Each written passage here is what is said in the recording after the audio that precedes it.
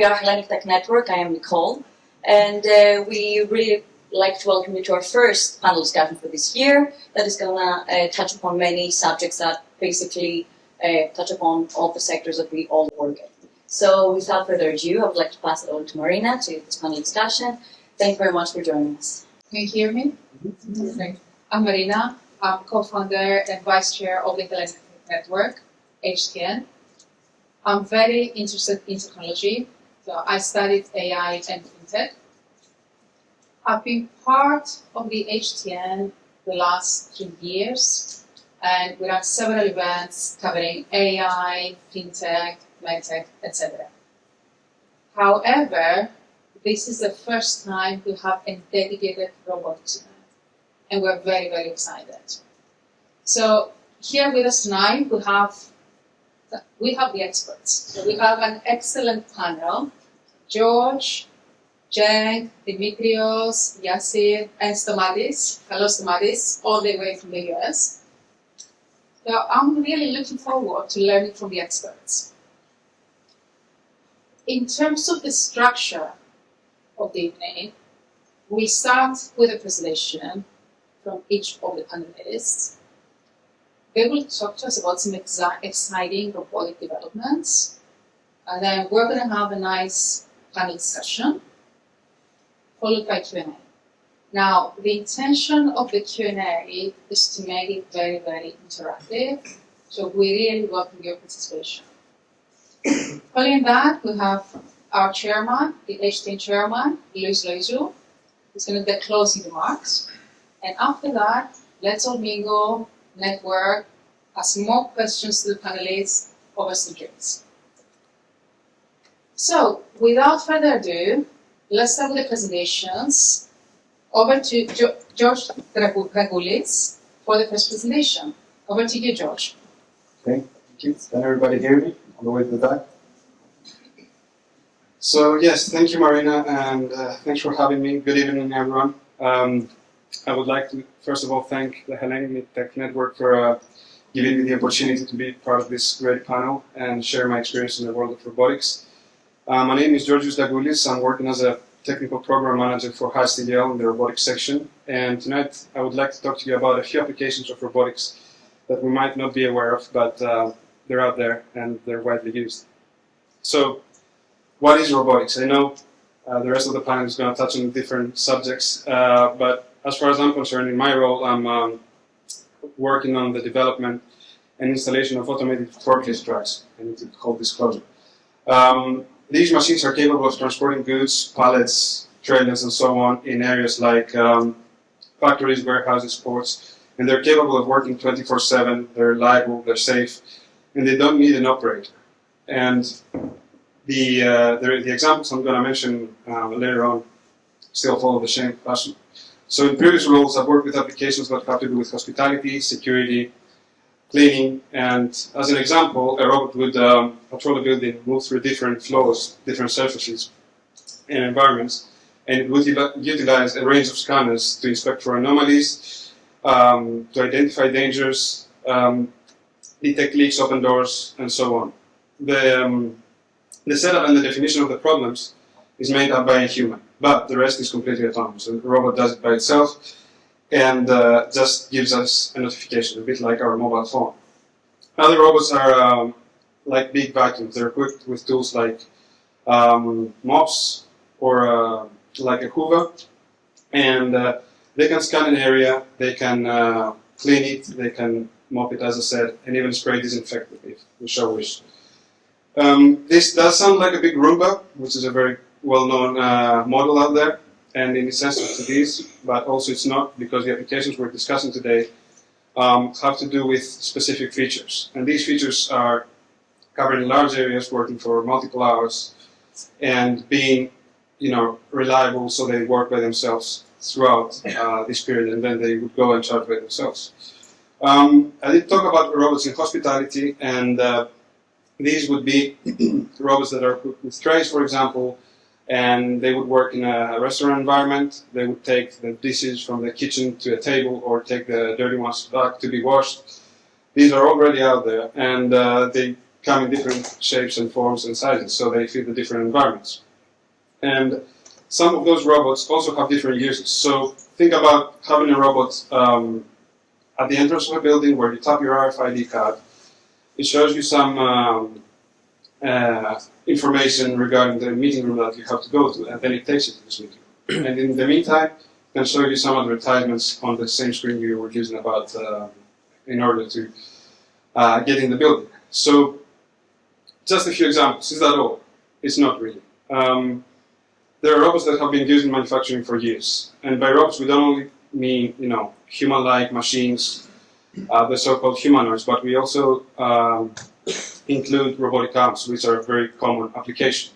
So the robotic arms are able to lift a container door for a car, or they can do even a surgery. So the surgeon would only be manipulating the robotic arm remotely, and in another scenario, the robot would just do the operation by itself. Other robots would be the humanoid, as I mentioned. So these are like humans, and you might have seen them dancing in videos or doing acrobatics, or just helping people with the bags from the supermarket. And there is also the case of robots that look like boxes. They carry goods or parts in a factory and so on. And as I mentioned, these are applications that are already out there. Now, where does AI come into play? So AI is the brains behind the machine. So all these devices that I mentioned have to be programmed either in the factory or on site, so that they have the custom settings for the specific application. And this means that in their essence, they're very simple. They're even silly, one would say. So there comes the AI. Artificial intelligence helps the robots recognize different situations, different conditions, and essentially become better users. So through learning and understanding the environments and the different conditions they operate in, the robots are able to interpret them and become a better tool. They have a better efficiency, and they also get new uses without having to reprogram it, without having to put extra effort. So essentially, it's easier for us to use them, and we need less time for that. These are a few examples of robotics. There is a lot more out there. We have robotic tractors that help with farming. They plow the ground and they sow the seeds, and then they might spray insecticide if we prefer, and they would also help with the harvest. Or sometimes they do the harvest themselves. So depends. The key word to keep here though is help. So these devices and the AI processes involved are here to help us. They might be changing the scenery of how we do a lot of everyday activities nowadays, but the purpose is to make our lives easier. And at the same time, we shouldn't be completely relying on them, same way as we shouldn't be relying on Google or ChatGPT or DeepSeek or whatever other tools we're using. And we do realize that without them, life is a bit different. But when we do use them, either robots or the tools I mentioned, it's a lot easier, isn't it? So let's be mindful and utilize them responsibly. Thank you very much.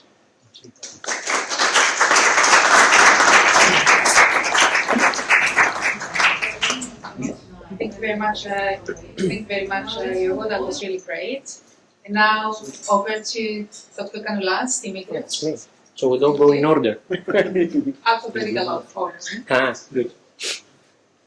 All right. Okay. So, thanks a lot for coming, and thanks a lot for joining us at this event about robotics and AI and how we bring them on the real world.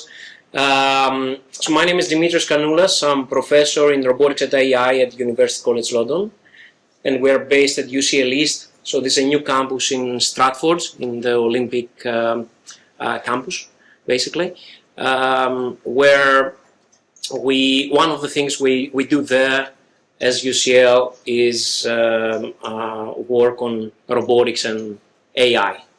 Right? So I'm leading a team of around 20 academics in robotics, and we basically try to solve research and teaching problems that Yorgos mentioned before. So from the hardware point of view, so how we can produce cheap, reliable hardware, how we can make a robot feel, taste, smell, understand the environment around it as a hardware problem, and then how we can use the body and artificial intelligence to make those robots meaningful.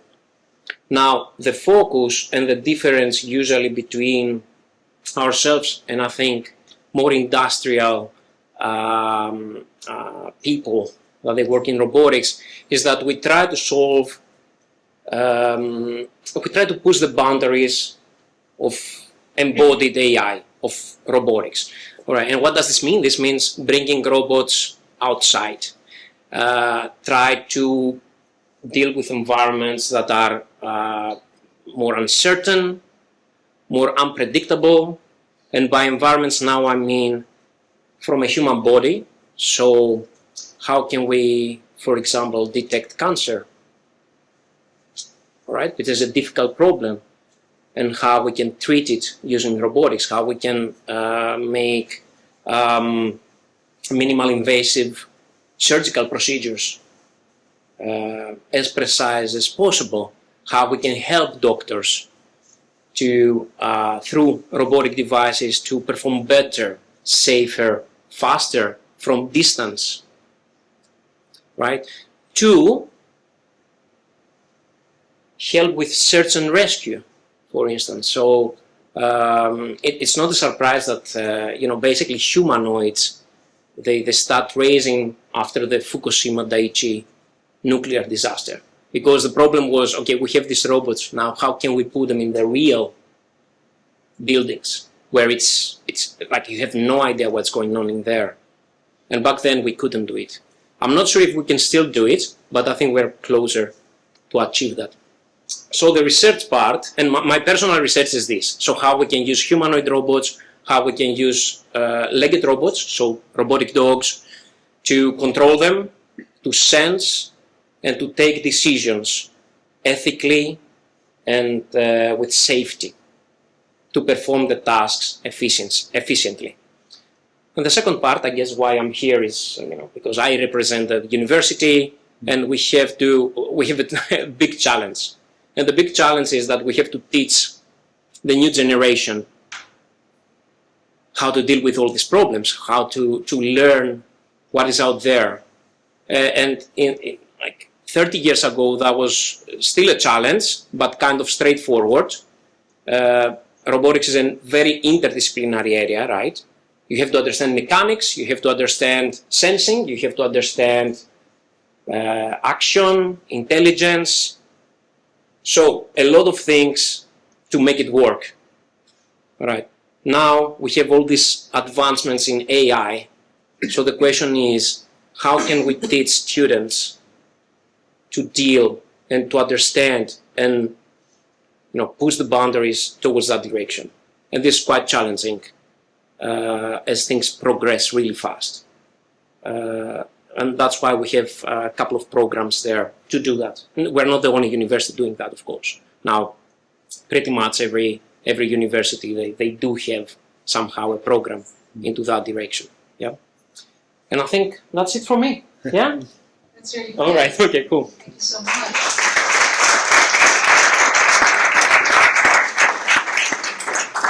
We're learning a lot tonight, very, very interesting topics. And now let's move all the way to the US, to Stamatis from Tesla. Stamatis, over to you. Hello everyone, my name is Stamatis. I work for Tesla's autopilot team, and today I want to give you a brief overview of the self-driving car technology in the past, today, and in the future. So let's start with how it all started. Back in 2004, a pivotal competition that literally ignited the focus of self-driving technology in the whole industry, called the DARPA Grand Challenge, took place. It was sponsored by the US Department of Defense, and it aimed to support the development of fully autonomous ground vehicles. Although no vehicle actually managed to complete the designated course, mind you, it was more than 20 years ago, the event's legacy was immense, and it literally sparked and led to the significant advancements that set the stage for today's autonomous vehicle revolution. Personally, I'm extremely grateful for being part of a generation that would truly revolutionize the world and the current status quo. This is mainly due to the advancements that we see in AI and in various domains. Literally today, if we were to talk specifically for the self-driving cars domain, companies like Waymo, Zoox, which you might not have heard, are actually conducting autonomous ride-hailing services. In cities like San Francisco, in Austin, in LA, these companies operate fleets of vehicles that drive passengers around without any human driver, any human supervision, showcasing the reality of self-driving technology in urban and non-urban environments. Literally, you can download an app just like you do with Uber, and you can request a car that comes and gets you to your destination without a driver. In terms of the technical approaches that different companies use, just on a brief and a high level, there is a divide between vision-only systems that rely purely on cameras versus LiDAR and high-definition maps and multiple extra redundant sensors. Vision-only, which is what we in Tesla do and what is our approach, relies heavily on AI and cameras to interpret the world, condense it, and we are obviously aiming for a cost-efficient and scalable solution that doesn't rely on local operations of collecting and navigating and mapping the whole environment. In contrast, like companies like Waymo, who is the leader right now in offering ride-hailing services, is heavily biased and dependent on the localization and mapping that high-definition maps provide. Going to the future, we're pushing the boundaries with our namely called FSD, Full Self-Driving Technology, and we're actually making a significant push to reveal our road taxi platform Austin this coming June. We envision Tesla vehicles as well as any vehicle in the world to operate as robotaxis, as commonly used assets that will transform every vehicle into a revenue-generating asset, and it will also transition the world to a sustainable future. We aim to make a universal standard, or mind you, the many challenging and regulatory landscape that is and challenging regulatory limitations that we're currently facing, but we truly believe that we can make an AI driver that is already proven to be almost 10 times safer than the current drivers, but to make it magnitudes more so that we can commoditize and commercialize the self-driving domain. Pretty much like Elon likes to say that in the past nobody would imagine that you would just be operating with elevators that don't have someone to operate them. But now nobody can look back into having a manually operated elevator. And I want to end with how the future, the cars in the future are going to look like and what we envision. Currently, these assets, cars, are one of the most underutilized assets that each one of us possess. You can imagine that even if you're driving for a long time, every single day, just to get to your job, you're probably using it for less than 10% of your actual daytime.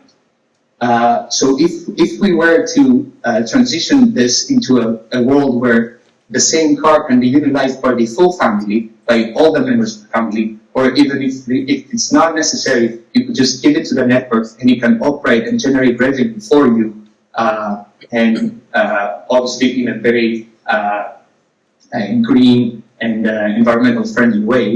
That would be one of the most significant asset appreciations that you've ever seen. The whole focus, the whole vision is that we need to eliminate parking lots and replace them with big parks and lead to a future where cars can be utilized for 100% of their downtime, even as computer clusters. Thank you.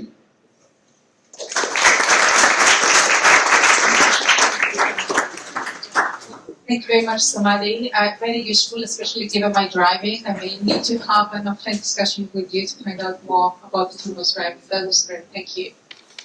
Over to Cenk now. Thank you.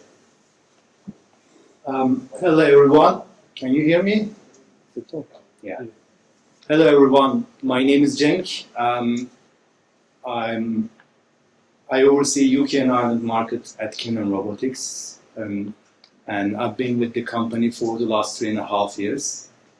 Being the first local employee of Kinnan Robotics in Europe, I have had kind of experience with the global adoption of the robotics and the service robots in the last 3-4 years. So I've been monitoring, and I should say it has been quite a journey so far, because my background has nothing to do with robotics. Before that I worked at Samsung, Canon and Panasonic. So it's totally different, learning everything, every day, different things, so it's quite exciting. Today I'm honored to be here, so being part of this panel, and hopefully I can share some insights from my experience that could be valuable. So let me talk about some service robots which you may see outside. So service robots have different wide range of uses. So for example, you can see in the hospitals, you can see in the restaurants, you can see in the warehouses, you can see like in the retail stores everywhere. You will see soon more, of course, but that's out there at the moment. So however, adoption of the robotics is based on how we target those pain points in those businesses, and how we can ensure all stakeholders take ownership to tackle them. So I will come to that point separately, but this is something that we always need to keep in mind. So let's talk about hospitality robots, like Georgios also mentioned. So hospitality robots is basically restaurant robots, does the job delivering food or drinks from kitchen or from the bars to the tables, and also backwards to the kitchen.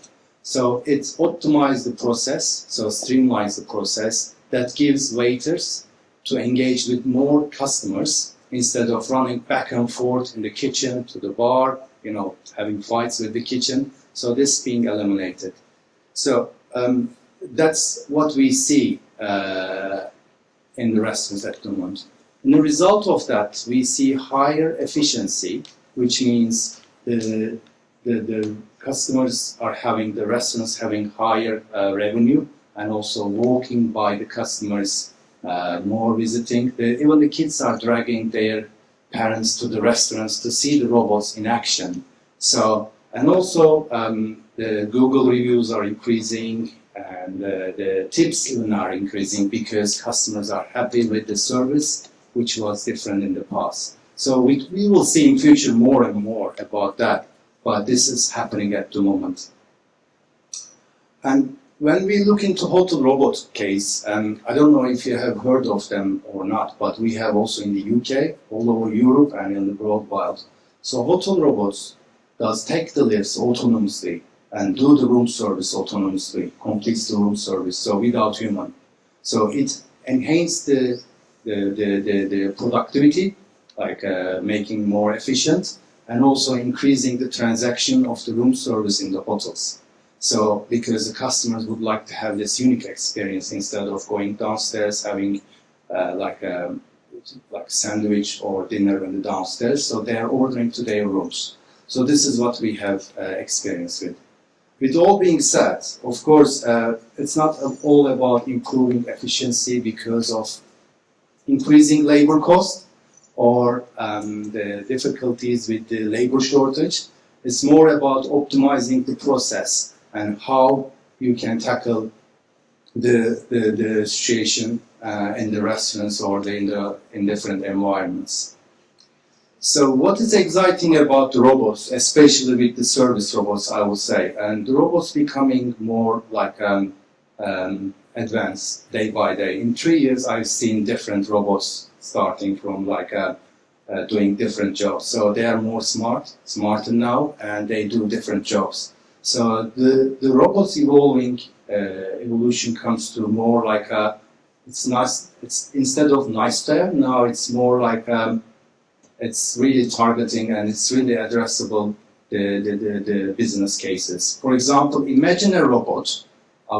It would be good if we had one here, but we couldn't have, unfortunately, with a tray, like Georgios mentioned, and with a large screen on the front, and running around in a supermarket with bottles of Coca-Cola on the shelves and a promotion on the front screen. So this is happening at the moment. We have this deployed in different supermarkets, in retails, and even similar environments in the public venues. So this is a new stream for the marketing, for innovation, which brings incremental revenue and also diversifying the options, everything, right? So, for example, this you can see in different venues, hospitality venues as well, like event venues. Maybe you know Box Park. So we have there are robots up and running in the Box Park, serving drinks to the end customers. In the meantime, they do promote daily events or doing the Box Park marketing on their big front screen. So this is the revolution which was coming already out there. So ultimately, the adoption to technology or adoption to robotics, service robotics, is not only having the best technology to target these pain points or having an addressable market. So these are there, so let's develop this business. It's also highly influenced by or affected by the manufacturers like us. I work for a manufacturer. So how we invest to this business and how we do the strategic planning for future is really important. As well as the partners, like channel partners, like distributors or resellers, or who is agent selling this out there should be committed and focusing. And the most important is the end customers as well, because if they are not ready for this change and if they don't want to dedicate their people, their time for this, it's not happening. So these are the old challenges or the phases that we are tackling and we are trying to improve. So when we come to different aspects, it's also about the countries. It differs country by country. Every country has different journey in service robotics or in general robotics adoption because culture matters. I'll come to that point later on, but the culture is very important for this kind of adoption journey, and each country has different journey. So that's all from me. Thank you. Very insightful. Yasser? Okay, hi, I'm Yasser. I'm an integrated circuit design engineer who somehow got involved in logistics automation. I work with Stick Limited. We write market reports. They're free. We do it by interviewing people. It's not a numerical. It's not quantitative. It's qualitative, and that's where I get this maybe controversial perspective on automation. And so, what is automation? Where does it happen? From my perspective, this is not Stick's perspective. This is my perspective. Well, automation is like electricity or electric current or like water. It finds the path of least resistance. And so where you tend to see a lot of automation is where the system is very structured. So traditionally, I mean, George mentioned that manufacturing was a big place, and that's because manufacturing lines, they're straight lines, You could even time it when each stage is going to happen, so you probably don't even need sensors in most cases. And you put the inputs, the output is repeatable. And so you see huge adoption in manufacturing. But there's another factor that comes in, which is the pressures, the things that aren't functional. They're not the things that you can control for. And so what we see, because we focus on material handling, is that first let me talk about when I say adoption and growth. I don't talk about like investment growth, because that's very emotional. We talk about like actual end user, like Jane brought up, end user adoption.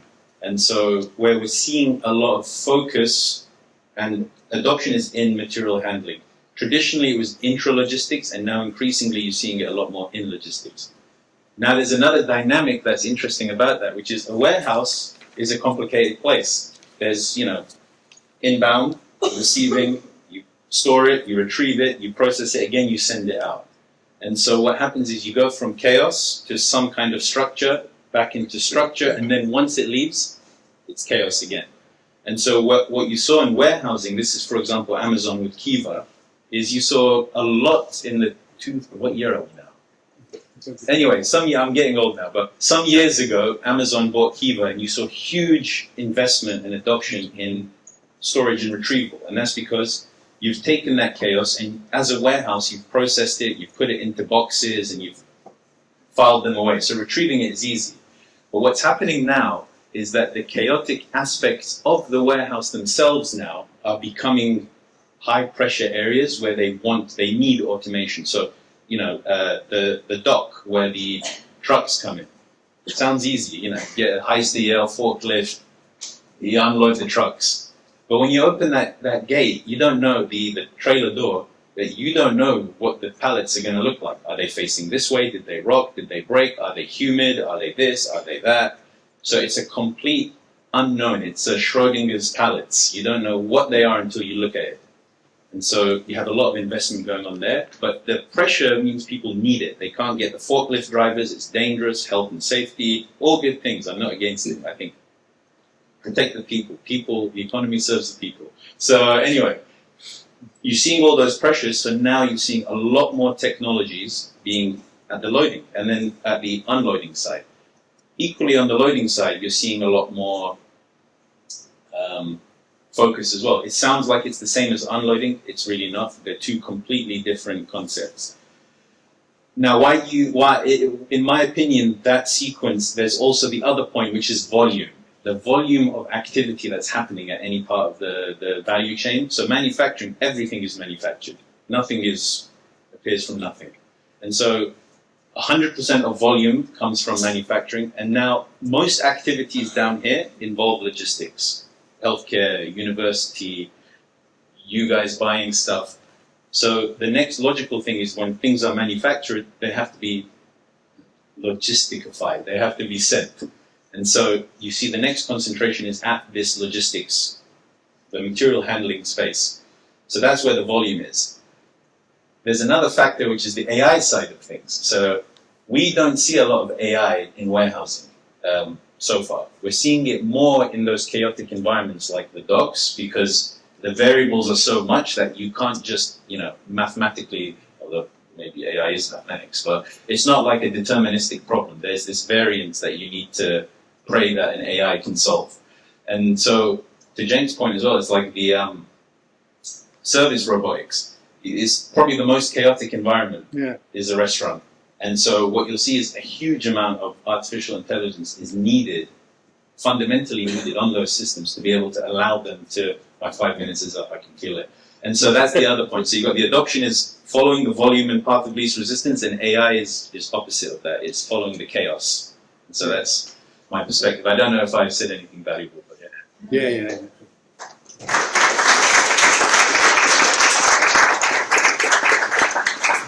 Oh, I have the question. It's very, very interesting what you mentioned around the volume, the opposite side with AI. Yeah. So I'm thinking of both aspects, yeah? I'm thinking about the future and all this evolution in AI.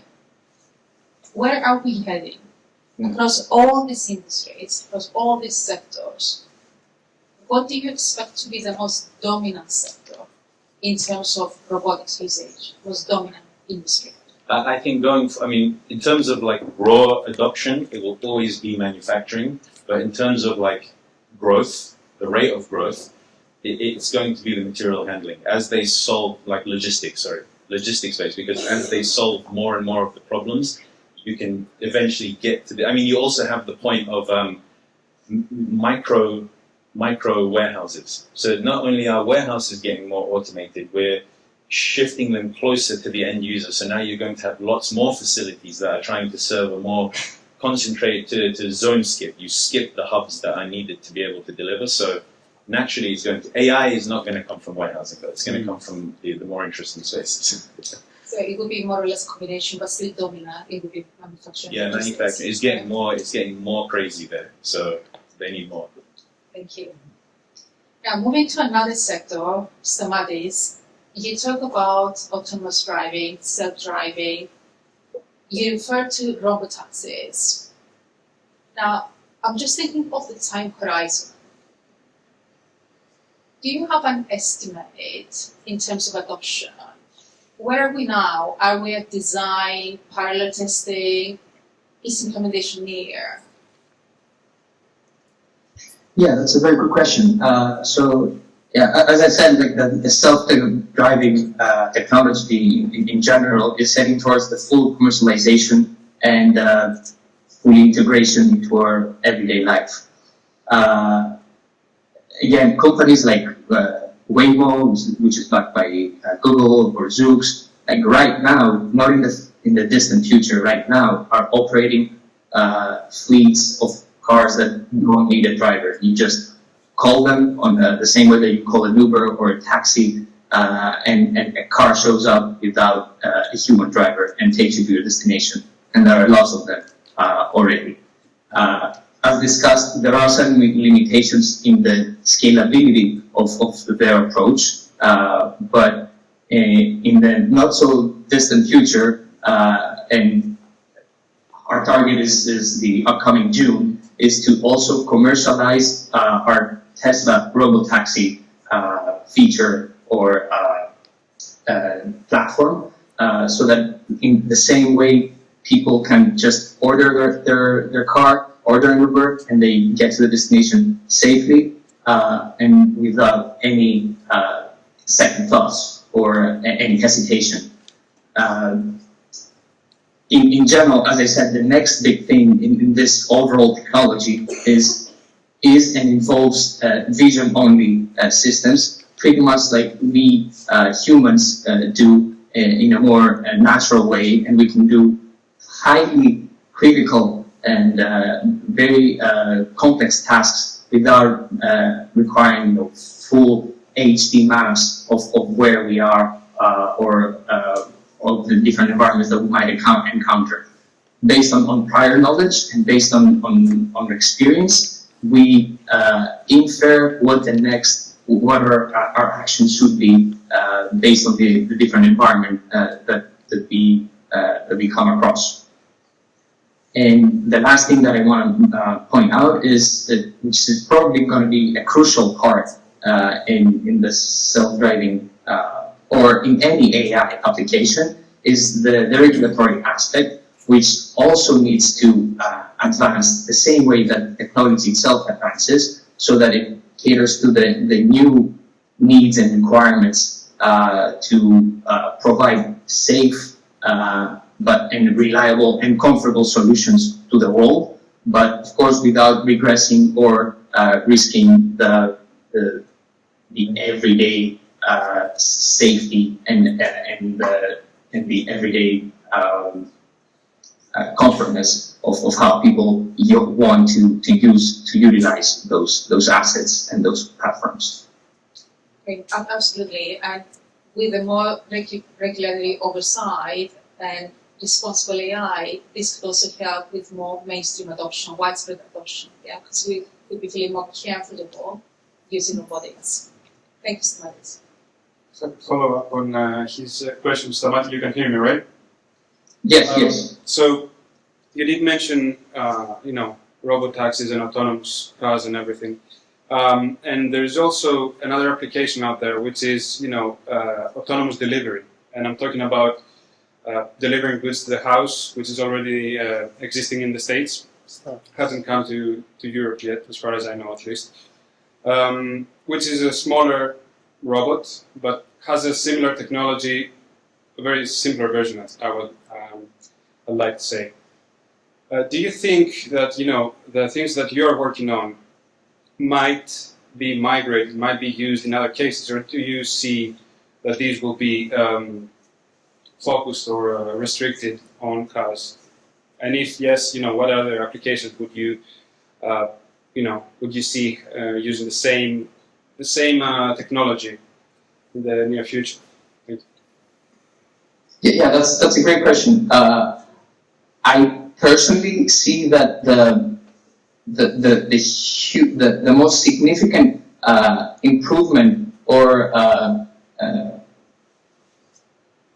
let's say just improvement that we're going to get from self-driving, not cars but trucks in general, is that basically with the constantly evolving need for more goods being transported across the globe, the trucking industry is kind of a risk right now, because there are not that many drivers that want to do this on a daily basis. Because as you might understand, these people who are transferring the goods for Amazon and for all these big companies, they have to drive for and be really focused for 10 or 12 hours in a row, and at the same time, travel long distances away from the families, and this is something that they don't really want to do, and it's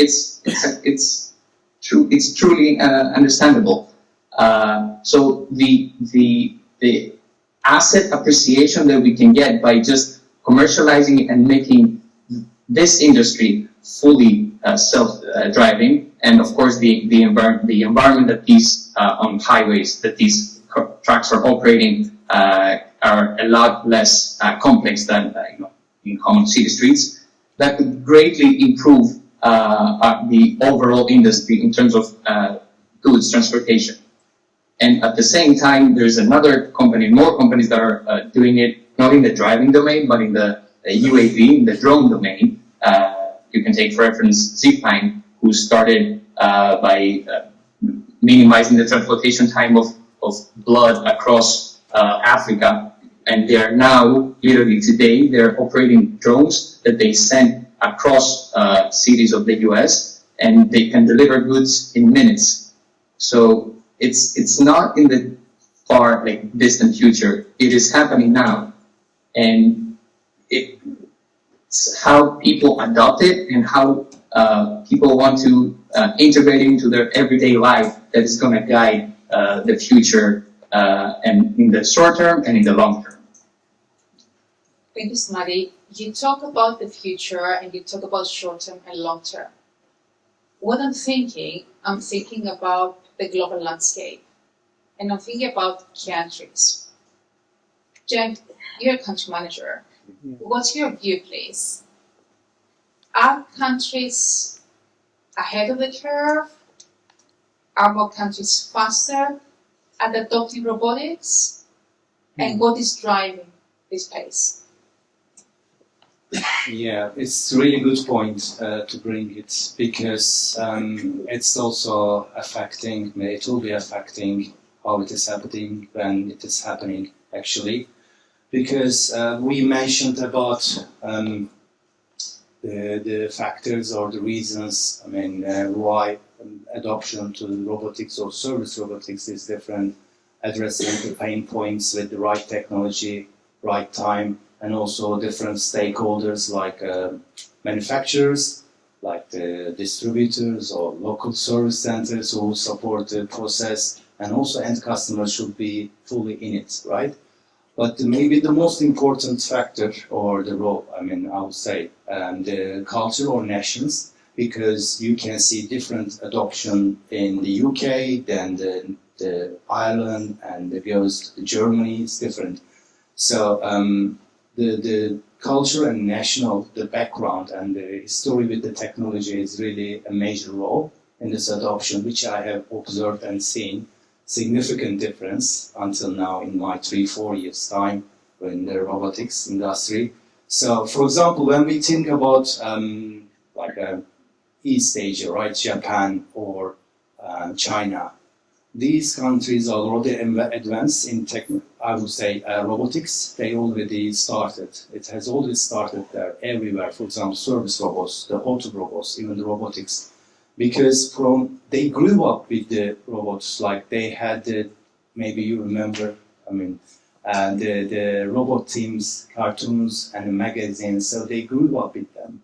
So when you bring to a businessman these kind of robots out there, so would you like to be interested? They are just really getting curious and would like to try, even buy, without having any prejudice. So it's different in the other countries. That's why in Asia, it's most of the Asian countries also the similar, but I would say Korea, like Japan and China, that's why they are ahead. So when we look into US, it's also there are different parameters there, like labor costs, so optimizing the process, the landscapes or the venues are square meter is very big, so that's why they need support, optimize the process. So that's why robotics comes in and can help the optimization. So when we come to the Europe, it's totally different story, and it's really interesting to see this. For example, the Nordic countries like Finland or the others are really advanced because maybe of Nokia, I would say, or different technology backgrounds from the culture coming or the countries. So then the Germany is coming, that's also industrial revolution, and there is different. So France is following. Maybe southern countries also like Spain and Italy is also big potential, but relative labor cost is lower there, so there's a bit struggle. So these are the parameters or the factors which I have observed until now. But when we look into UK, it's a total different story because the UK, fortunately or unfortunately, I don't know, was never one of the first technology adopters, so it takes time. When it's been adopted, then it's becoming more like everywhere, picking up boom. But not yet here yet. But I see, like Yasser mentioned, instead of, for example, service robotics in the UK, I see significant interest and even more, I would say, adoption speed in the cleaning robots and also industrial warehouse robots because they have a relatively larger and scalable, addressable market, and they target long-term standing pain points. So that's the journey, but it's really interesting to be observing and being in this because it's just starting, I would say, and different service robots and different users and different countries having different journeys. Thank you. And in terms of the different journeys, just on robotics optimization, have you experienced a country the way they try to use robotics is mostly aligned with the needs of the country, or is it more of a generic spectrum like culture, familiarity with technology? For example, if a country focuses on agriculture, are they mostly using robotics as part of agriculture? Have you noticed this alignment? You mean culture? Yes, agriculture. Agriculture is different. Of course, there are different robots targeting those the industry actually. But what I will say is that the service robots is more like in some countries there are different use cases. For example, like I mentioned, Japan and China, they can't imagine robots in their lives, like they live with that. So when they see it, they want to have it. But in UK or in Europe, it's more like a chicken and egg story. So it's a more material thing, how you use it. But in marketing side, in some also in Middle East and also in different countries, you use robots for more like a marketing or could be for different use cases. So it could be in between. Like, for example, like I mentioned in Box Park or different venues, so they use for the service, but also for the marketing purposes.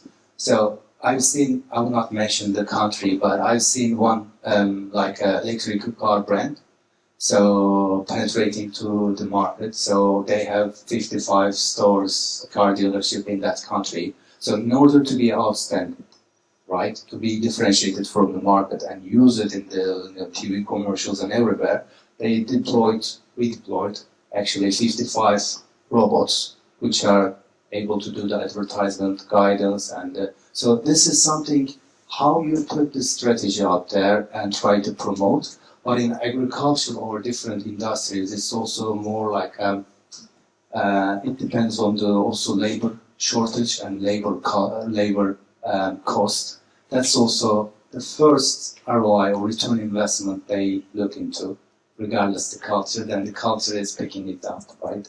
So that's what I would say. Thank you. Thank you. Dimitrios, Oh. you mentioned a couple of very, very interesting points in your presentation, and one relates to the future, to the future generation. You talk about challenges students are facing and the programs you have to support them. Yeah. Could you please explain that a bit more? Like, what are the main challenges students are facing, and how do you help them navigate through the challenges? Yeah, okay, that's a nice question. Thank you. Thanks a lot. Well, okay, so first of all, let's clarify what AI is. I think Yorgos mentioned, but AI, 99% of the time, it's machine learning. It could be also non-machine learning, but mainly when we say AI, nowadays we say machine learning. So a machine that learns on data. Okay, so we collect data, we find a way that they learn something on this data. Okay, all right, so now assume that you are admitted to a program, you want to become students in robotics and AI, in machine learning, at a university. So there are two issues, right? Your first issue is that obviously you would like to explore the latest results. You want to go deep into machine learning, to teach robots to dance, to flip, to do surgeries, right? And that's wrong. But this is what people try to do. So it's important to start understanding fundamentals of an area, whatever area this is. Is it physics, biology, medicine? Doesn't matter. And we have fundamentals in robotics, and there are fundamentals in AI, methods that they are used now, they have been developed back in 80s, back in 60s.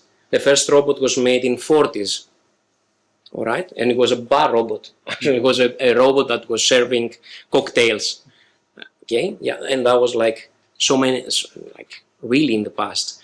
So there are fundamentals, and of course this is the basic thing that we try to make students understand. It's funny because this happens in our daily life, right? So you tell them that, okay, gravity on Earth is this. And they're like, no, let's collect 1 trillion data to figure out what gravity is. All right, so that's, in my opinion, that's wrong. There are companies, of course, that they work on data and they try that. But you should start understanding a little bit about nature. All right, so why a giraffe, when it's born, it can walk, right? So what is there? Why we cannot walk when we were born. All right, so this is fundamental science about how we learn and how animals learn. Second problem in robotics and AI is resources at the university. Hardware resources, software resources. Okay, so that's again a daily discussion with students. I want to train this model using big data, and I'm asking how you are going to find this big data. And where are you going to train it? You are not Google, you are not Meta, you are not Tesla, right? You have a computer at home and you want to do that. How? And that's the cool part that we do. We try to teach students and also ourselves on how, with limited resources, both in hardware, so you have a cheap robot now, not a like 1 million pounds robot, but 1,000 pounds robot, and not 1 million pounds in GPU resources, but now you have I don't know, 500 pounds GPU at home or in the office. So how do you do that? And this needs fundamentals and innovation. There is no other way. So you should start thinking how I optimize processes, how I optimize energy consumption, how I can reuse data, how can I collect data in alternative ways, using simulators, for example. How I can teach the robot faster and easier. And then other things that they are not considered usually, robustness. AI models might not be as robust as we think. So if it is a surgery, so would you fly in a plane now that I told you that is trained on big data? Maybe not. Yeah? Would you mind if a service robot is trained on big data? Maybe it's okay. You know, like it really depends on the importance of and the difficulty of the task. And the second part is, of course, ethics, which is the other thing that we need to consider at the university level. So how do we progress? What happens with robotics? Are they ethical? Are gonna people lose jobs? What kind of people we need to train to do what in the future, in the 10 years, in 20 years, in 50 years? Imagine people graduating now, they will be in pension in 60 years or 50 years. They need to work on this area for the next 50 years. So how? What would the labor be in 20, 30, 40, 50 years when year by year robotics and AI become so crazy? And these are the problems that we try to face and solve at the university level. Try to teach students to think innovatively with some basics in there. Yeah. This is really great. And you also made another point in your presentation around how you use robotics to benefit people. For example, in the case of an illness. Yeah. How are you aligned with the industry? So Yeah. you do all this great work at the university, all this research. How is this being materialized in the industry for the benefit of humanity? Yeah, that's a good question. Very quickly. It's not a surprise that most companies work with universities, first of all. NVIDIA is working with Berkeley, or ETH, or UCL. DeepMind is working with UCL and Imperial. Like, why? All right, you should start thinking, okay? Because we offer something to them and they offer something to us. So it is something like a parallel universe, right? So we try to do, like, to push the boundaries. They care about pushing boundaries. And there was a Nobel Prize in DeepMind this year on AI. And the guy was a PhD from UCL, okay? So why? So that's how we align. It's basically these innovations that that push the boundaries of industry, right? Maybe we don't care too much of fine-tuning the model to become like a product, and this is the how business work, right? So they start thinking about the product and customers, etc., etc. But the second part is startups and spin-offs. So I had recently I asked my students, like 100, 150, what do they want to do, and actually my PhD students as well. Back in my days, when you were asking a PhD student what they want to do, number one answer was a professor in some university, right? Now that's not the answer. That's the third answer. The first answer is a spin-off. The second is to work in industry, and third answer is to become a professor. All right? So it's like things are shifting around. And spin-offs is very important. They are very important.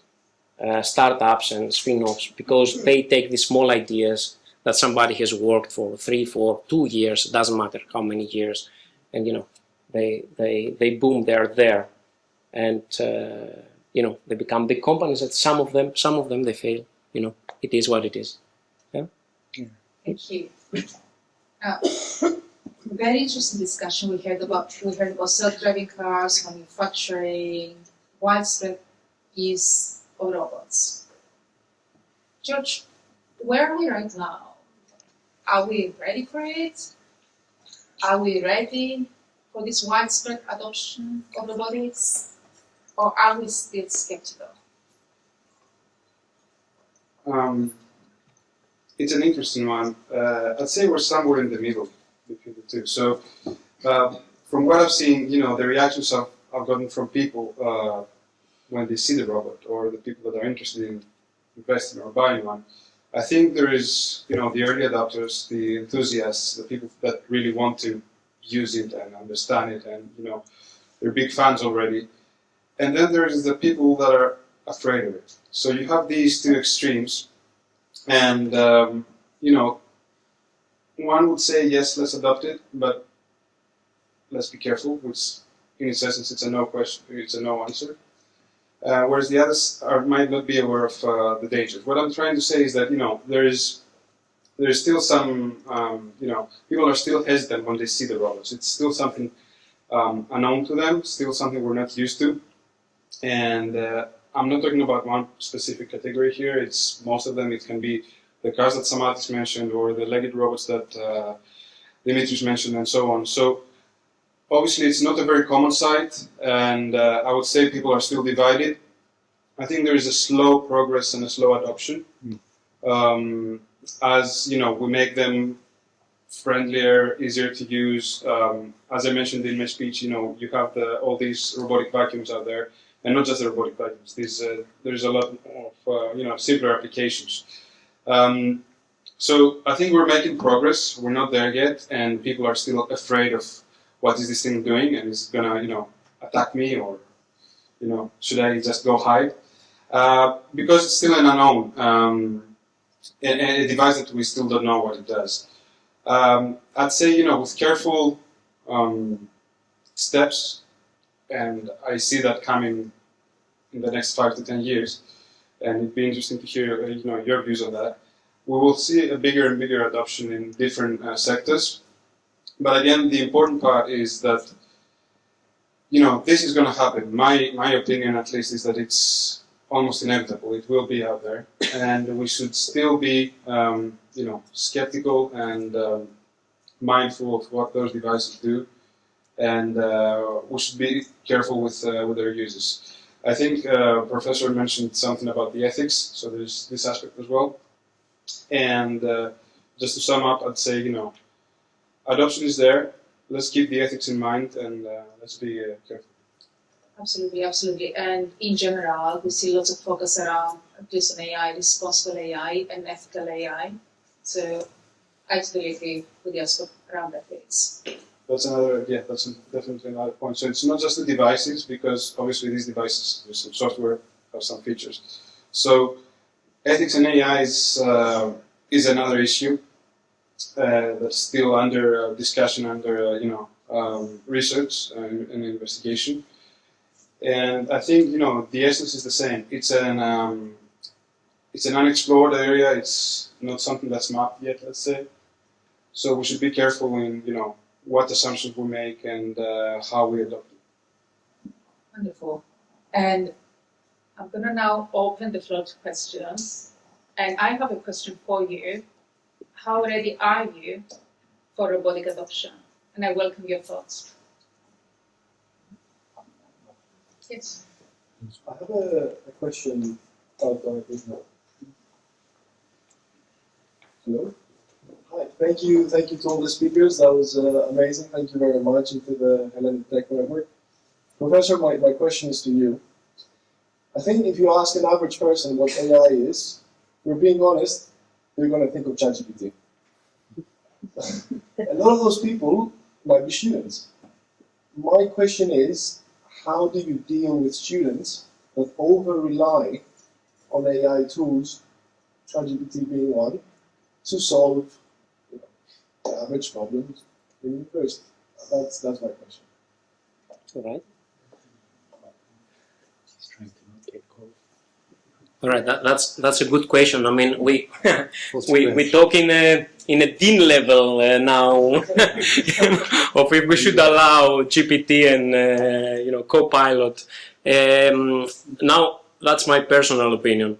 All right, so I think it's okay to use any tools that are out there if you know what you're doing.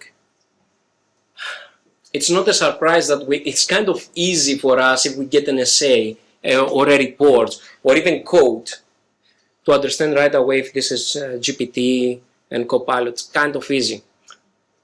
Like you just look the first 3 lines and you're like, okay, that's AI generated. That's okay. So I'm more a fan of helping with expression using these tools rather than finding solutions. It's like the same problem with the calculator, right?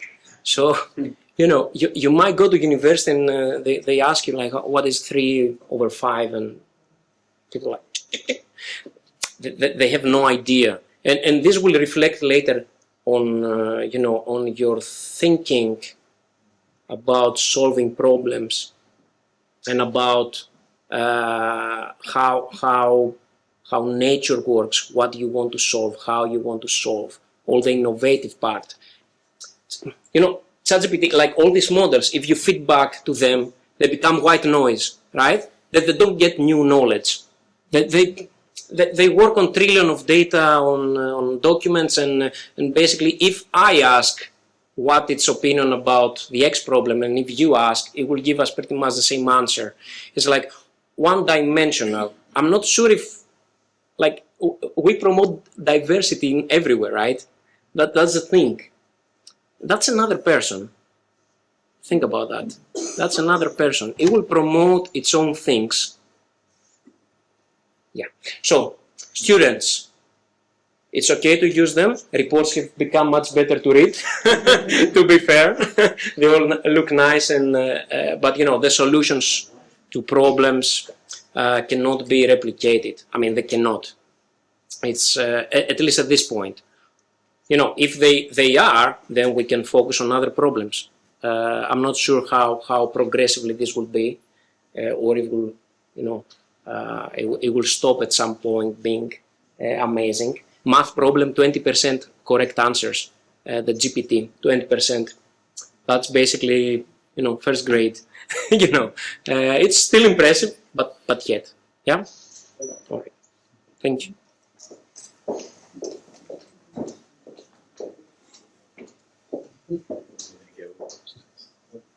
Thank you to the Hellenic Tech Network, and very nice. Thank you to the speakers. My name is Dimitris. I want to ask 2 questions, but I'm going to combine them in one, so I get shouted at by Marina. The question is essentially 2 parts. So I want to understand about training of these autonomous vehicles and sort of factoring in uniqueness or nuance. I'm assuming most of the cars that are being trained are in America with traffic lights, street signs, painted roads and laneways. But if I go to a village in Greece or an island where everyone does whatever they want, they create their own road rules, there is no painted street signs so how do you factor that in terms of mass adoption of autonomous vehicles, in terms of unpredictability? And then sort of the related question to the whole panel is, humans, obviously, there are certain sectors of our lives, be it caretaking, both young and old, or if you go to a restaurant, there are certain experiences where you want to see a human, even if they get your order wrong, or there are nuances which we still probably prefer to have, even if there is an acceleration in robotics or AI. How do you think about that within this whole mass adoption question, AGI, in terms of sort of certain sectors are good, like transportation, like manufacturing, but there will be certain sectors maybe that are more people-facing that may not be ideal to have these types of technologies accelerate and be adopted? Thank you. Hank, would you like to start? Yeah, sure. So, Sorry. yeah, please, you start and address the restaurant related and the following. Yeah. I don't know if you You can Samad, start. you can start, yeah. I'm sorry, I cannot look, I'm not facing the audience, I don't know. Sorry. I was lazy, but I Sorry. But yeah, that's a great question, and of course I cannot get into much detail to reveal like exactly how it's done. But you can imagine that any large model it has like different stages of training, and depending on the stage, you align the model to the AI trained model to the local to the global preferences, for example. So you can imagine that we are leveraging our full fleet. All the Tesla vehicles have enough sensors already on board that we can just utilize for one of our training stages, and that's collected from all over the world, from like over 10 million cars, and I think in total it's roughly 42 years of continuous driving that we're using. But then for each specific country, because the variation between the driving habits of the people in the US, which is, let's assume that it's in size is roughly the same as Europe, is so much less the variation if you compare it with the different countries in Europe, given the signage or the driving behaviors. So it becomes imperative to have experts for the different locations, but then in a global, in a scalable way, you need to build some model that can pretty much like we do, that knows the basics of driving and then aligns to the local instances or intricacies. Because the same way that if you were asked to drive in a completely different country, continent, or environment, and the simplest thing is to drive on the right hand side driver versus, I guess most of you are already very familiar with that. But for us who usually the steering wheel is on the left, then the moment I was in Australia like a couple months ago, and the moment I had to just enter the car from the other side, it's something completely unique, and I had to adjust to this. Same way, I also have my expertise and my past knowledge on how I do drive in a common general scenario. Same way, by adding and aligning the model with data of the current location, that's what scales, and that is what can what can bring this feature and this technology into real life across the globe.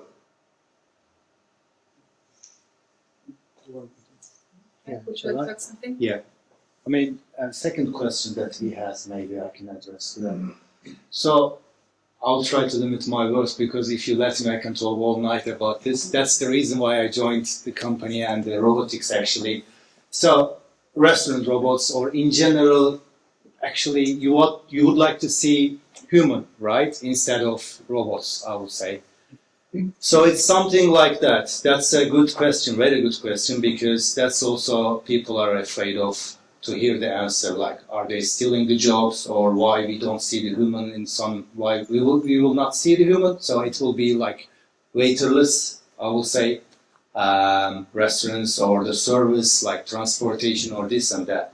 But what I will say is, like, for example, imagine a restaurant you go to on the corner. So today they struggle, for example, in April onwards, there will be a labor cost increase, maybe up to 20%.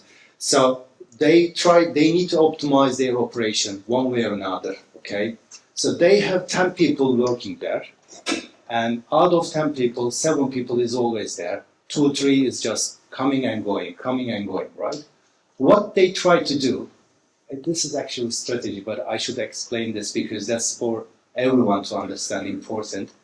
So if that restaurant can work with 8 people and robots running this busing, you know, and still that restaurant will be kept open instead of collapsing like bankrupted, which one you will prefer? You will still take the orders. I mean, the restaurant waiters will still take the orders, will engage more with the customers because that's back and forth job will be done by the robots, right?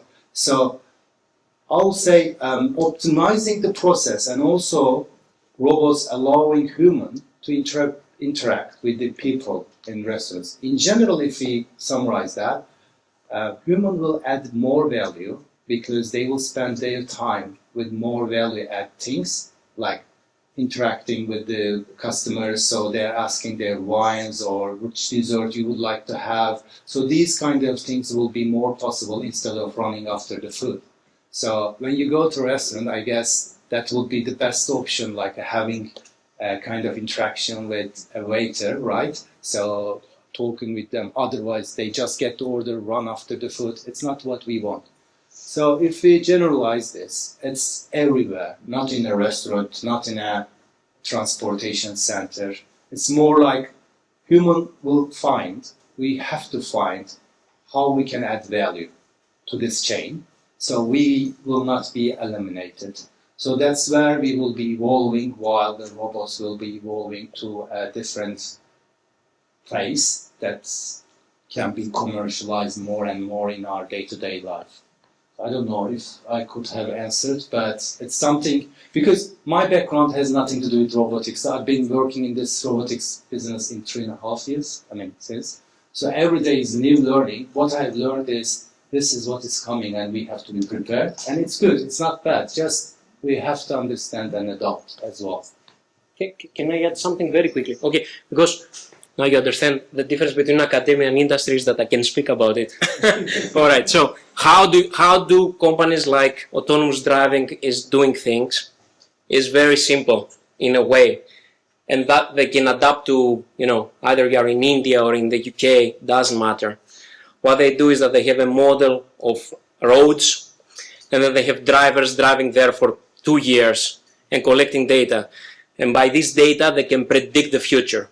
So if now I have an image of you and my action says that I want to go forward, in my brain I can predict how you would look if I move 1 meter closer to you, or if I go backwards. And that's all they do. So if you train on the correct data, with lots of data, very similar to what GPT is doing, it will give you the correct answer. It's a predictive model, we call. You can do it traditionally or with learning, and that's it. Yeah. So that's how they adapt.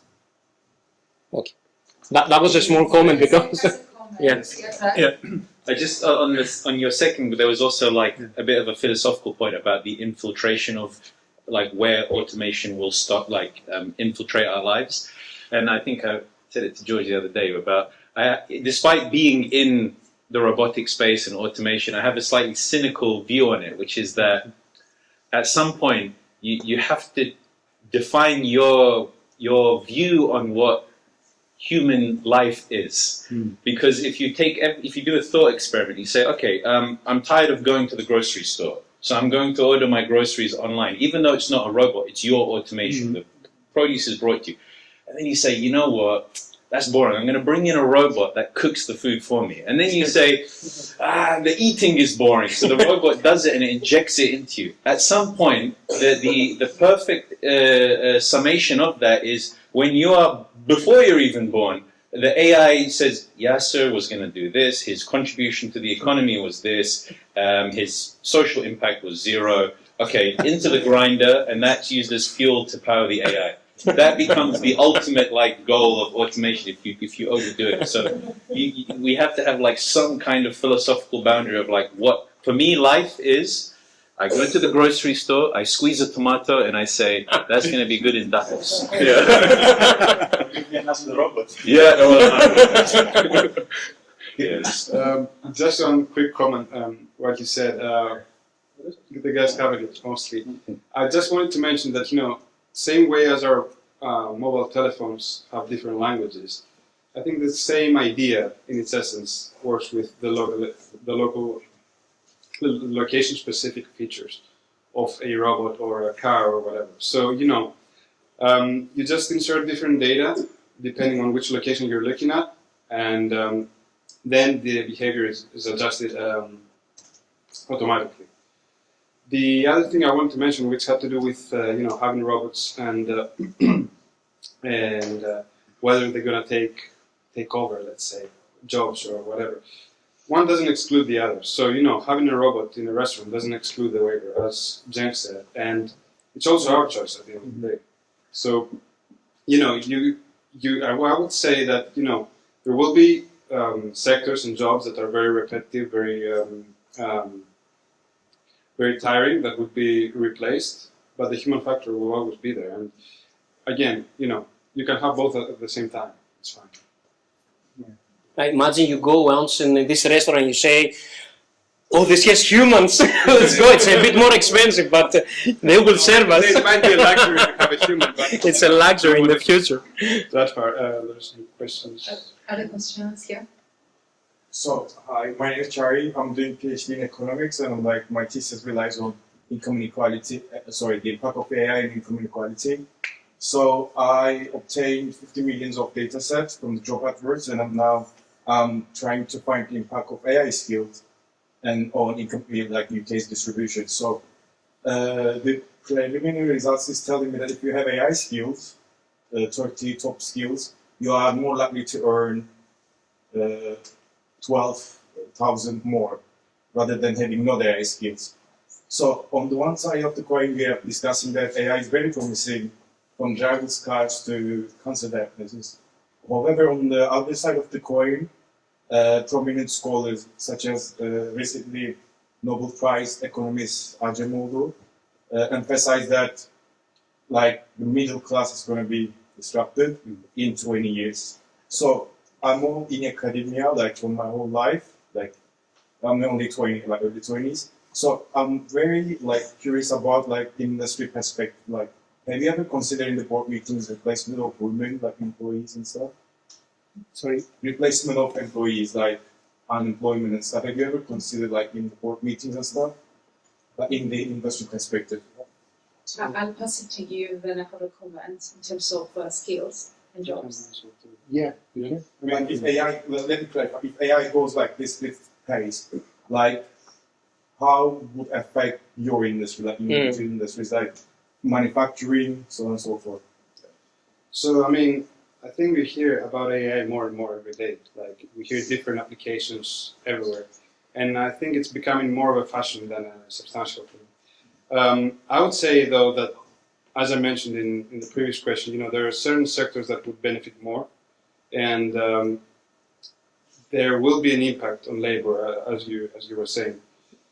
So, one, yes, people might lose jobs or might have to do something different. This is something that's already happening. It's nothing new. And it has happened in the past. It's not just robotics. Even previous industrial revolutions caused the same effect. So, depends on how you look at it. And that's why I said, the change might be inevitable. At the same time, those people might just be upskilled. So they might just learn a new skill and might just find something different to do. The other side is that there is shortage of people doing certain jobs.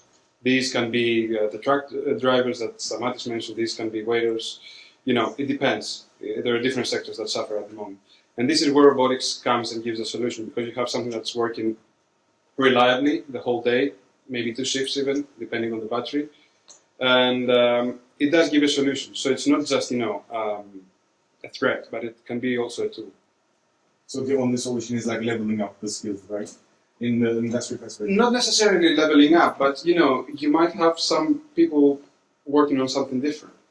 It might cause some changes to happen in terms of specialities. Very simple example, in say 20 years ago, very few people were coding. Nowadays, almost everybody's trying to learn code for whatever reason, in different specialties. So, Thank you. yeah, I don't know if you have. Yeah. Are you done? Yeah. Yeah, just because we interview loads of people, and we what we often used to hear is like diplomatic responses of no, we're not trying to cut jobs, we're trying to find a better use of them.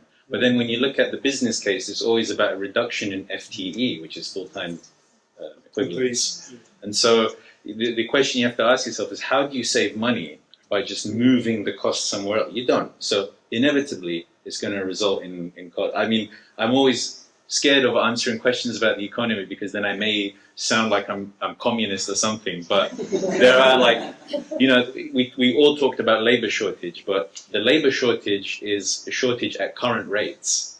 If you have infinite money, you can fix the labor shortage by paying more. I had a very specific conversation with somebody in another part of the world, and they said, our government gives the people this much money, which is the same salary as a forklift driver, so we don't have forklift drivers. And then I said, just pay them a bit more. And he goes, what? And I was like, oh, no, nothing, next question. So the solution isn't always automation, but in the mindset is just cut. And then the other thing as well is the consumption as well. You have to bring down consumption. Is that you have conflicting goals of like SDGs and automation as well. So there's a big global discussion about what are we actually trying to do. Are we just trying to get infinite volume at minimal cost, or do we need to talk about volume as well? Do we need as much as we actually want? So yeah, anyway, next. Can I just a comment on that? I mean, it's a serious question in general, and it's true. I mean, I don't know if you have seen the Charlie Chaplin movie that automation made him work more because he couldn't catch up, all the production, right? Okay, so it's not very clear what AI is going to bring, and we don't know how middle class will look like. Coding people, I believe and I predict, will be the middle class. We produce too many now, right? So they need to be the middle class. But again, I think from the academic purpose, when we discuss about this, we discuss about problems that humans cannot solve. All right. So think a little bit about this as well. Going to a radioactive environment, okay? Going to these platforms in the mid of the ocean that you risk to die. Really hardcore jobs that people risk. Think also a little bit about this part of what automation and AI can resolve.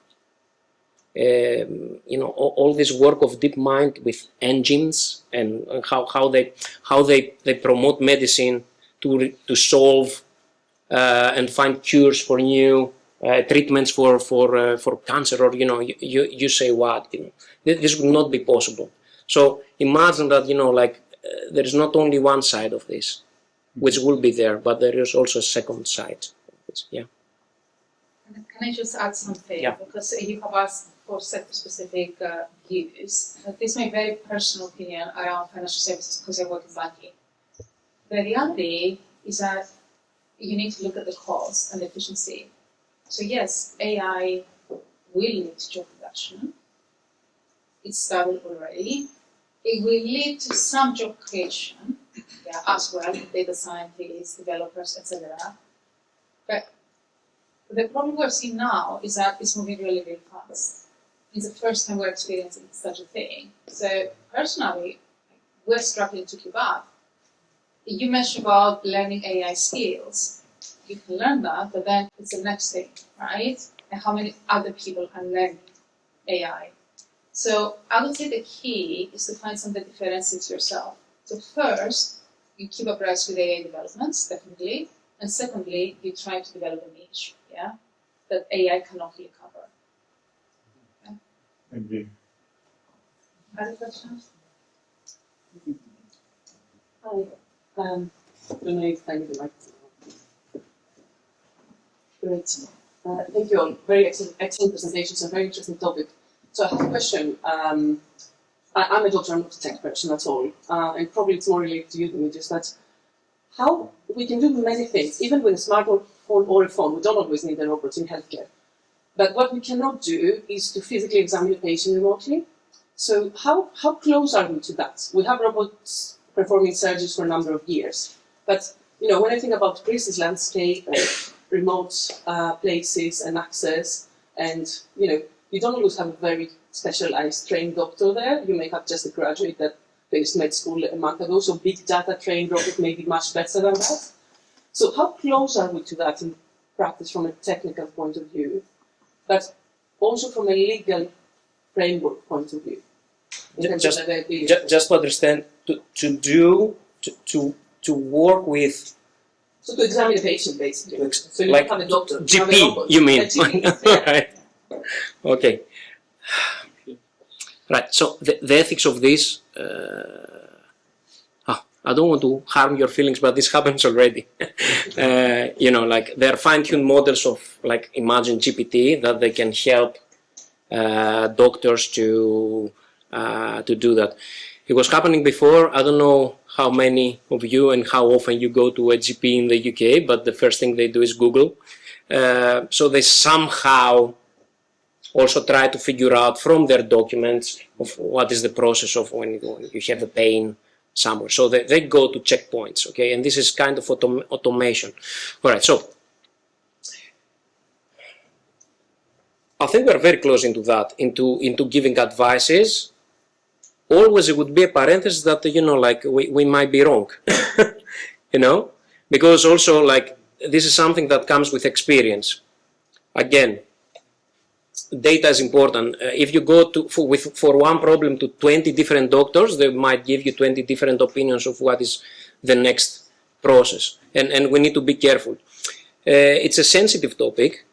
Even surgeries that are not autonomous surgeries, but you have Da Vinci to help a doctor that is trembling, which happens. People are suing the robot if a surgical procedure is bad. Okay, so they say, we blame the robot. It shouldn't supposed to have the surgery. So I think we're close to that in terms of advices. It would be advised probably to GPs. I don't see replacement there very soon. Although in the hospitals I see more help into management, which is a bit chaotic in every country you go. Like manage a good example is that at this point doctors and nurses, they don't know in a hospital where each other is. Yeah, and this is a fact. And there are companies now looking into optimizing this. They don't know, like this person is there and this person is there. They have no idea. Okay, and this I see more. I predict a little bit, more focus into that, into management of patients and staff in hospitals, in how we treat them, rather than replacement of GPs. I think that would be something that needs a lot of work. I don't know if anyone else has any other opinion on that. The only comment is, and you did touch on that, is to not fully trust the robot, but to still take the advice of a doctor or a specialist and so on. So it's not that the truth that a robot or an AI system would present is the absolute truth. So we should still be critical. We should still be thinking of what's going on. So we can use it as a tool to take some consultation, to get some ideas. But I think, as Dimitri said, it's inevitable. But can I say, for example, that cancer detection, for example, now AI tools can do a really good job taking the expertise of a lot of people. But it's on the imaging part, right? Yes, and this is the imaging part. And that's the thing. It's not the practice. It is not. It's not the robotics, but is the AI, because it works on data and it works on experts labeling data correctly to detect cancer and trying to do better sometimes, okay, than the average doctor. So in some areas we do better with AI already. In some areas it's worse. Like it is. Yes. Human factor is always there because you need data. at this point. We have time for one more question before the closing remarks, before we will... They will kick us out. At the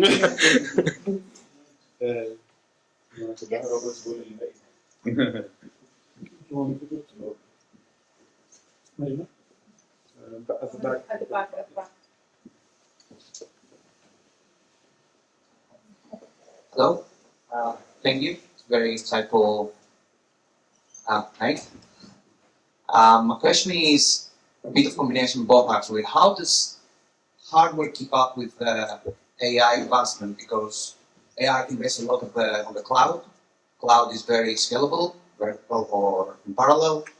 A lot of processing power can be obtained from the cloud, and you can transfer all of your functions and your processing in the cloud. But in hardware, for example in cars, in Tesla, things are not as easy. I believe due to latency, you have to keep things very local and plus reactive. So that's one scale of the question. And the second question, kind of combined, I know we said only one, but kind of myself. How would quantum computers affect AI processing? Because it all comes down to data, and in quantum computers get a chance to do a lot of parallel processing. So with that regard, how does academics see quantum computers affecting AI processing? Thank you. Stamadis, would you like to take it? Yes, of course. So that's a great question, and the main difference between training and inference is exactly what you're describing. At inference time, which is what you need in your real-time application, like the computer that is in the car right now, it has to be very efficient, has to be not just in terms of computation and memory, it also has to be in terms of energy, because obviously if we offer a product that the moment you start using it, your battery drains in half an hour, then it's obviously not usable. And that is what is really driving and should be driving the whole industry to make even the large models that are used offline, like any GPT model, any LLM model, if we end up allowing users for just a query that you would do on Google to ask a model that needs 20, 30 times more the energy to produce the same result, then obviously we're not moving into a sustainable future. So the whole, the way that we approach the problem is that how we can make it as efficient as possible, as smart as it can be, given the limitation. We're always, our progress is inhibited by the fact that literally we are trying to make cars autonomous. Computers were designed back in 2015, and they are like still operating the same way. Like nothing has changed in terms of the cameras or the GPU, the onboard GPUs or CPUs. So we are constantly optimizing the way that we deploy our models so that they can still fit in this very old. Obviously, there are newer versions that come with the latest releases, but that they constantly can fit within this very limited computing budget. And we expect and we hope that the rest of the industry works the same, so that any actual real-time application that is purely for inference is designed for that. And that's why the computers that are doing so, they need to be specifically architected in a way that they're inference friendly, training friendly. And that would probably, that would certainly lead into a green and eco-friendly future where people can utilize all this AI advancements without really causing a harm to the environment, since we're going to be requiring 20, 30 times the number, the amount of energy that was previously used, same exact.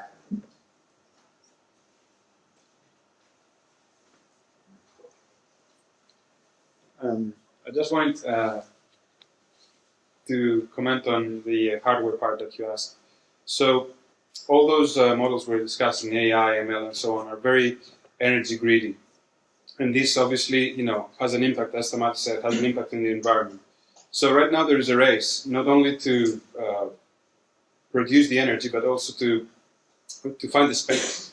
So some of these models basically need as much space as this room to just, process all these trillions of data that we're discussing.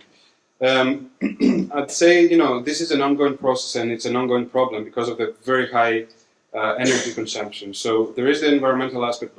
There's also the lack of resources sometimes. So all these companies have the tools, and the professor also mentioned, a student being able to do the same. They're not able to do the same for cost and for space. So sometimes they might be using the university facilities. But it is a problem. That's what I'm trying to say. That is, this whole consumption and the impact it has and the energy it needs is an ongoing problem that I don't think has found a solution yet. I think companies are trying to make it happen, but we see companies like Meta and Tesla and so on that are just buying new spaces, and they're trying to build more and more to not necessarily reach a result, but to be able to do the computation needed. So it is a problem that we hope is going to be solved. I don't know. Do you have comments? No, on quantum one last, computing? not too much on quantum computing. It's not my area, so I'm gonna say something stupid. Yeah. Although I think the biggest there are two problems. And first, I'm surprised with the answer of Tesla, because in Mark Zuckerberg in a recent interview he said that exactly that they want to build a massive GPU center with more energy, and that's in the wrong direction in my opinion. Yes, because there is competition. That's the thing, all right? So they have to. And then LeCun, which is the scientific director of Meta, he says, we check energy efficiency, and of course, because they don't want to waste energy, they pay for it. But it's two things there. One thing that you need to start thinking is the waste. All right, so these GPUs, they will need to be thrown away, the same as electric batteries at some point of these cars. Mm-hmm. And for me, that's the big problem of equipment. These robots, like we have humanoid robots, the lifetime of this is like 1-2 years, right? They break a lot. Okay, so what happens to this equipment? The recyclable part is like 10 or 20% sometimes. Usually you pack and you throw somewhere. So that's the big question for me. Mm-hmm. And if we start increasing the servers and we'll face also that issue, maybe not now, but in 10 years. I mean, we'll see what will happen in China with electric batteries, because now they are used in every car. So we'll see, like in few years, what's going to happen when these batteries will go bad and they will need to be thrown away. We'll see that really, really soon. Yeah. Just the last one. You mentioned quantum computing. I wouldn't say that it's there yet. I mean, it has the power, it has the processing power, but again, in terms of consumption and in terms of adoption, it's not as widely accessible as it should be for companies to be using it. If not, they would be using it. I mean, why not? If they see some profit, or if they see that it can solve some of their problems, they would have already adopted it. So I think it does offer a solution, but it still needs to improve in order to reach a level that can be adopted and can have a smaller consumption, as we were just saying, so that it's efficient. Thank you so much. Thank you so much for your contribution. Certainly, I learned a lot tonight. Now, we have the bar area, the Hellenic Center, until 9:45. So you're all very welcome to join us. And of course, ask any more questions you wish to. Before we move next door, I'll pass over to the Hellenic Tech Network Chairman, Luis Loizu, for his remarks. Thank you, Luis.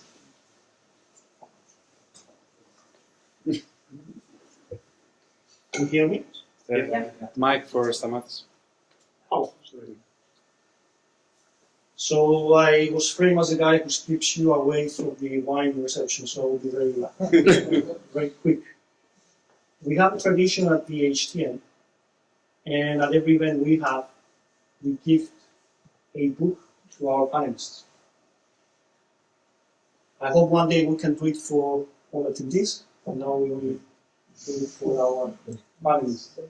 On this occasion, we chose to gift the books of Isaac Asimov. He's a scientist, but he became famous for writing science fiction stories. Because he was a scientist, he could write them quite well, because he understood a lot about science. And in these books here, that I will give to our panelists, there are plenty of stories about robots. So he mostly wrote about robots. There is a story about Robbie, a robot that used to take care as a tutor and a mentor of a young girl. And that girl became emotionally attached to this robot. One day, the company called for this robot to be withdrawn. Like iPhone 4, iPhone 5, since 8, discontinued. And the girl got devastated. You couldn't even carry on with your life. So she went back to the company, to the headquarters, somehow found this Robbie, because he was an old robot, so he was downgraded to do some other types of work. And when that girl saw the robot immediately recognized her, and then tried to protect her by going back to the normal case. There is another story about a robot who became a politician. And even won an election, became the president. Yeah. And when they figured out that it was a robot, because they figured it out because he didn't want to eat or he didn't want to drink any water, because it was a machine. He said, I did it because I wanted to protect you. You were taking very bad decisions, so I had to step up. And Asimov is very influential when it comes to the 3 laws of robotics, which George mentioned to me that they're still used in some robotic design. So the first law is that no robot can harm a human or allow a human to be harmed. Law number 2, a robot obeys to human commands unless it conflicts with law number 1. And law number 3, a robot protects itself unless it conflicts with law number 1. So Robbie did quite well by going back to the girl. And also the president did quite well because he wanted to protect us all. And there are also stories with radioactive fields and colonies in Mars. So I will bring one next when I'm in California next month. So what I'm trying to say, a car is not a robot. A self-driving car is a robot. Your laptop is not a robot, but an agent on your laptop is. So if that agent on your laptop tomorrow books tickets for you, either for holidays or for theater and so on, these are errands or logistics, but on the laptop side. When it comes to machines now, things will evolve. So we will see more of these agents, because they're still agents. We see them moving around. Maybe in the laptop, it will be our avatar. And as Professor Kamila said, we will get data, model our avatars, and let's say we're busy to get into a romantic relationship, or we like each other, so what do we do? I send my avatar, the other person sends their avatar. If our avatars get together okay, then we take the time and we go and meet. And we make sure that they reflect us based on what you described earlier, how you do. I didn't have that in mind. I'm sure you did, This is what I'm trying to say now. And I'm closing because I don't want to take much of the time. There is a case for the social contract to be revisited. Social contract is an agreement between members of the society by sacrificing freedom for protection to the state. Will robots be part of the social contract? Will they be subjects? Or will they be protectors? Or will be just tools?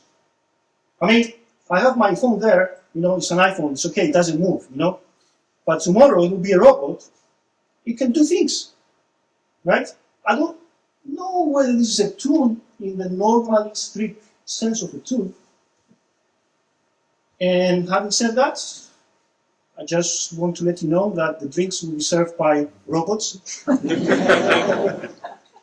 Not yet, but thank you for being with us.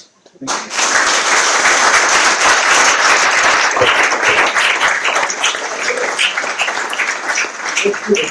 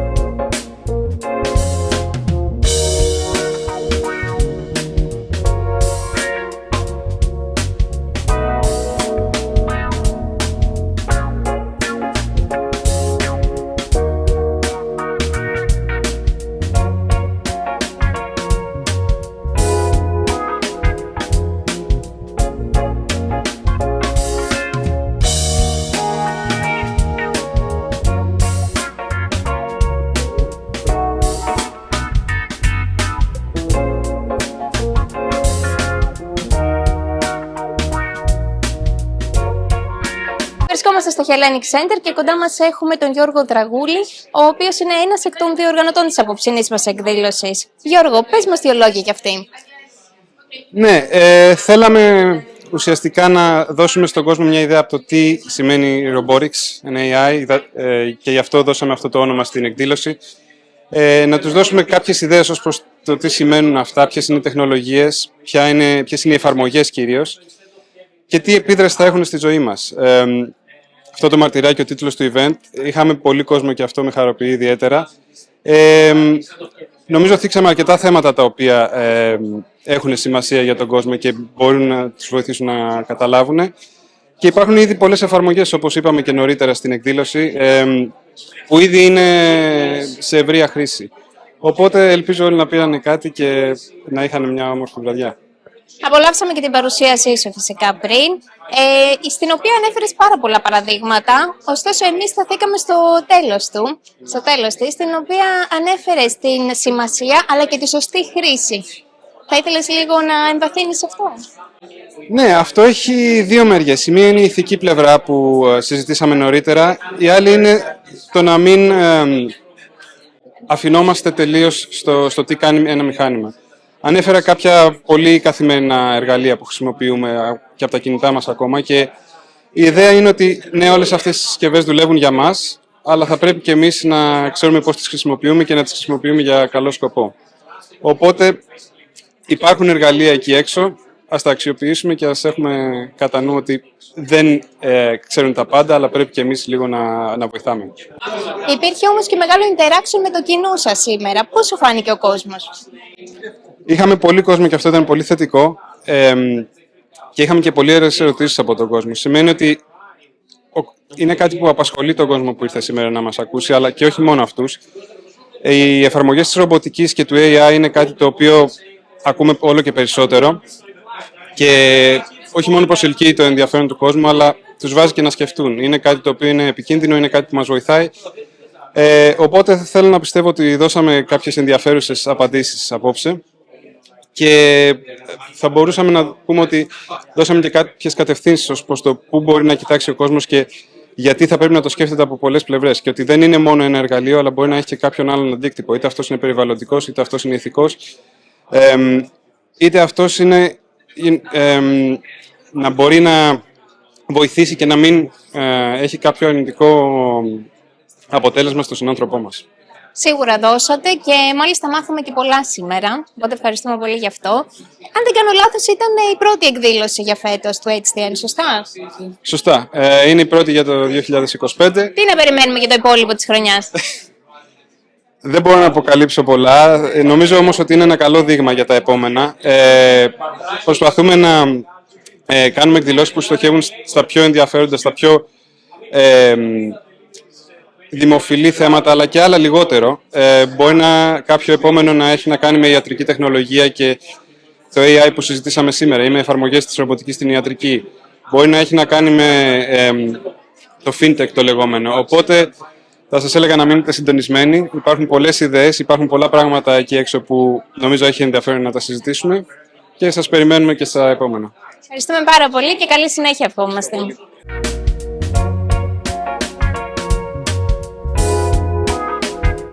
Κοντά μας έχουμε τον ιδρυτή του Hellenic Tech Network, κύριο Λούι Λοΐζου. Κύριε Λοΐζου, καλησπέρα. Ευχαριστούμε πάρα πολύ για την απόψινή εκδήλωση. Θα θέλαμε να μας πείτε δύο λόγια για αυτή.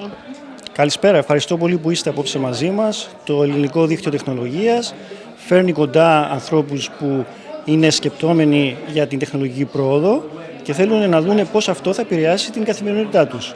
Στην δεδομένη στιγμή που είμαστε, βλέπουμε τεράστια άλματα πρόοδου στην τεχνητή νοημοσύνη και θέλαμε επίσης να φέρουμε τον τομέα της ρομποτικής, που είναι δύο τομείς οι οποίοι κάποια στιγμή θα συνυπάρξουν και θα δούμε αρκετές αλλαγές στην καθημερινότητά μας, καθώς επίσης και στην εξέλιξη στο πώς γίνονται ορισμένες εργασίες, είτε σε χειρονακτικό επίπεδο, είτε σε θελήματα από τους λεγόμενους πράκτορες τεχνητής νοημοσύνης, που δεν είναι άλλοι απλά από μοντέλα, αλγόριθμους που μπορούν και όχι να μιλάνε ή να χρησιμοποιούν την γλώσσα, αλλά να κάνουν πράγματα για σένα. Για παράδειγμα, να βγαίνουν μέσα από το λάπτοπ και να μπορούν να κλείνουν εισιτήρια ή να κάνουν θελήματα τα οποία είναι στην καθημερινότητα.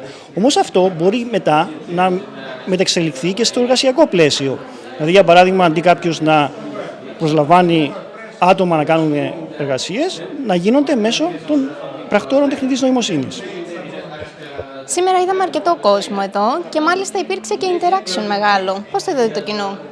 Βλέπουμε ότι υπάρχει μία θέληση από τον κόσμο να καταλάβει πού πάμε. Σε ποια κατάσταση θα βρίσκεται ο κόσμος όσον αφορά αυτές τις αλλαγές στα επόμενα χρόνια. Και βλέπω ότι οι εξελίξεις που έχουμε τους τελευταίους 6 μήνες είναι ραγδαίες όσον αφορά την ανάπλαση των αλγορίθμων τεχνητής νοημοσύνης.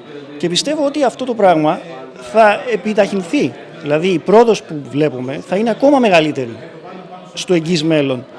Και επίσης βλέπουμε ότι υπάρχει τώρα, τουλάχιστον όπως έχουμε δει από τους ομιλητές σήμερα που είναι experts στον τομέα της ρομποτικής, δεν έχει τόσο πολύ φάνει προς τα έξω ότι η ρομποτική κάποια στιγμή θα παίξει το ρόλο που παίζει σήμερα αυτό που ονομάζουμε τεχνητή νοημοσύνη.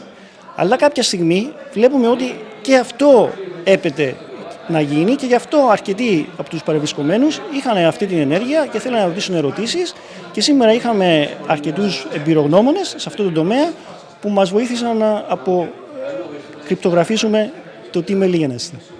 Πρώτη εκδήλωση για το Hellenic Tech Network για το 2025. Τι μας επιφυλάσσει το μέλλον για τη νέα χρονιά?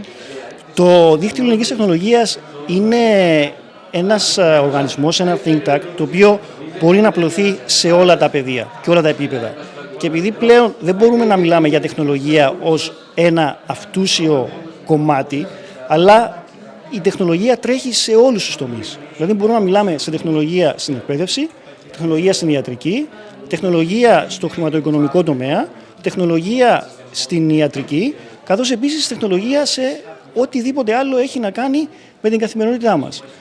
Στις επόμενους μήνες θέλουμε να πάρουμε περισσότερες εισηγήσεις από ομιλητές που είναι στις μεγάλες εταιρείες τεχνολογίας και επίσης να δούμε περισσότερο τον τομέα της εκπαίδευσης. Γιατί και εκεί πέρα πιστεύω ότι θα υπάρξουν αρκετές αλλαγές που τώρα δεν είναι εύκολο κάποιος να τις προβλέψει.